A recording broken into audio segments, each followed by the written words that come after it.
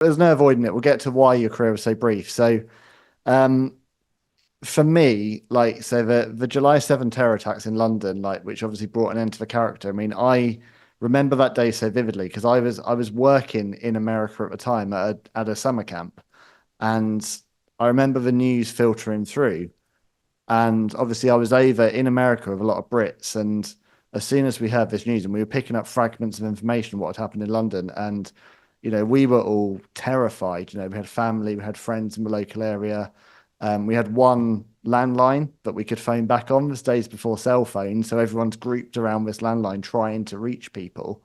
Um, it was really scary, and I got to be honest, the world of WWE and professional wrestling, really couldn't have been further from my mind at that point. I wasn't really caring at that point what was happening in a wrestling ring. Um, but inside the world of wrestling, as I would later discover, um, this segment played out obviously on SmackDown involving masked men, and it was far too close to home. And thankfully, in the UK, Sky Sports edited it out of the broadcast entirely because it had a few days and it synced in with 7/7. But in the US, it was still shown unedited on UPN, I believe, with a disclaimer, but still shown. I mean, even before the attacks were happening, was there a part of you and that creative was laid out that's thinking this is taking it quite far, or is it one of those things where actually the attacks happen and then with retrospect you're like, oh wow, this is really. Yeah, it's funny you say that because I always was under the impression that it did air in London and it aired with that crawler at the bottom in London. And honestly, I've been saying that for 20 years. I thought that that was really where a lot of the to the outcry to came the from. best of my knowledge, it aired in the US and Canada with a crawler, and it was cut entirely from Sky Sports because I believe they had time to They realize did. It what would was have 2 days. happening. So they would have had Yeah, some time. yeah. Hmm. To the best of my knowledge, and Um, what I've read online, I mean, I didn't see it. I say, I wasn't really following at that time.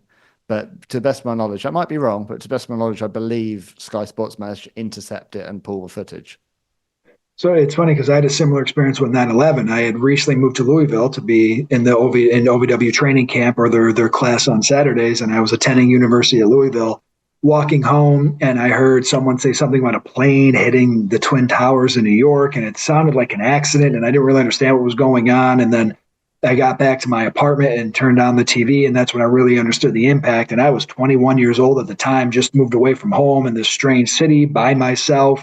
My whole family's in New York, and you don't know what's going to happen after that. It almost felt like the end of the world at the time. So I can completely appreciate that feeling of that chaotic feeling of uncertainty, not being home during this crisis. And It's that the was, feeling when you just want to get home, isn't it? I just wanted to get yeah, back to the UK. I'm sure you just wanted to get back to New York. You just want to be yep, back and be part of it, and it feels very detached from something that big is happening.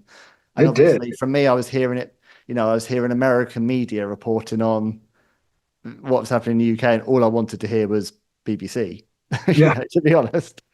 But heading into that, I did think we went too far. I thought we started going too far. Well, like I said, that character's evolution really was backwards, in my opinion. That character evolved from a very real place and what was happening in America and really the world. It wasn't just America that there was that xenophobic, perception of Arab Americans. I'm sure it was over in the UK as well. And really, once that character began to evolve into someone who relied more on religion as opposed to society to generate heat, I did have a big problem with that. The character never really started out. Religion was subtly intertwined within the character.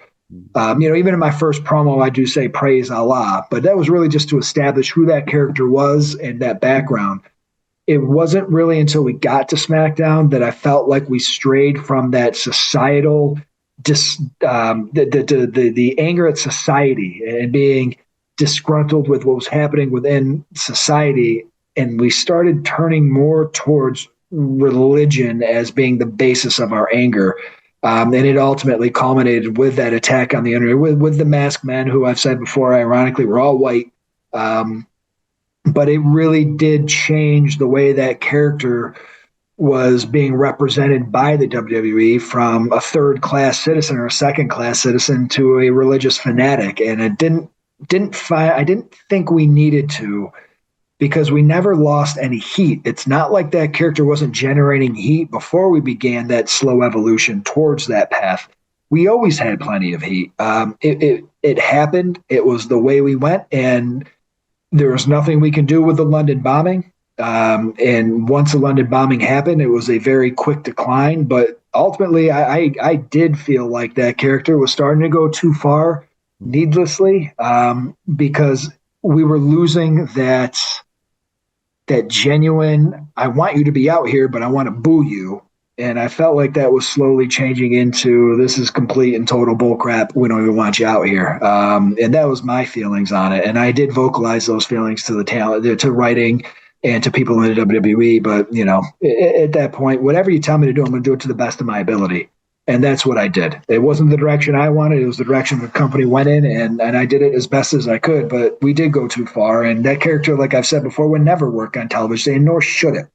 We have a very different sensibility towards people who are not like us than we did 20 years ago.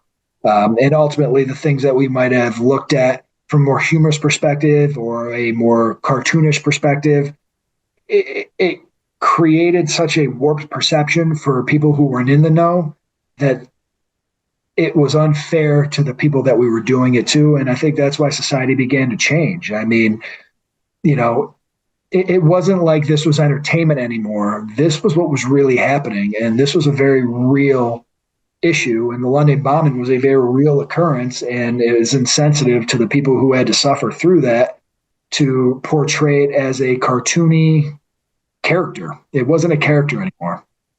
How soon was it after the London bombings happened that you got notified like this character's being axed? I think it was within a few weeks, as best as I can remember. I think within a few weeks, because remember, after the London bombing, I think that was my last appearance on SmackDown.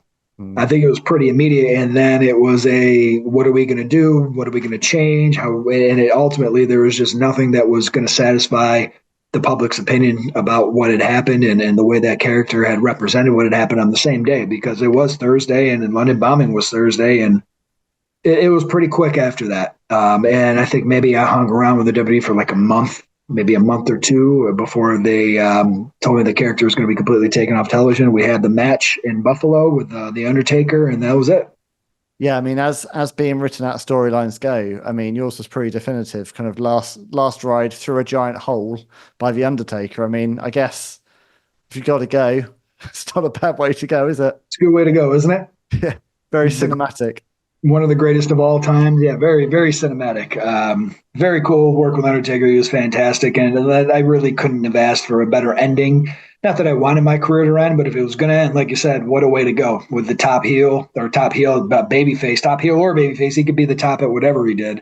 In Buffalo, close to my hometown where I went to college, where I originally fell in love with wrestling. I moved from Buffalo to Louisville. So it was really cool. The whole scenario was best case as far as ending a career shortly could be. But yeah, no, it was a hell of an experience, and that was a hell of a bump. And I'm glad it just turned out well. Was there much padding under there? It did literally look like you were thrown to hell really by the Undertaker. We practiced with two. We only did it once. It was probably a good 10, 12-foot drop. I'm 6 foot plus tall. So with the two, we were a little concerned that you might see my feet bounce up on the initial impact. And so we really changed when we went with one.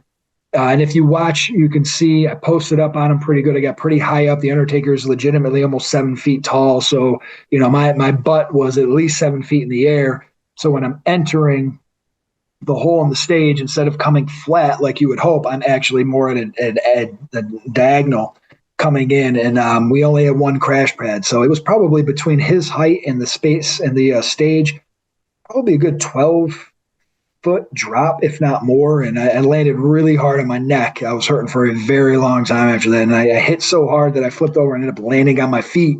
And they're like, get down, because they had to move the crash pad, and then they had to do, because the camera's coming right over to look down. But that was a tough bump. And like I said, I'm glad it looked good, that it turned out to be my last bump in a WWE ring. But, the Undertaker you really can't not look good wrestling the Undertaker.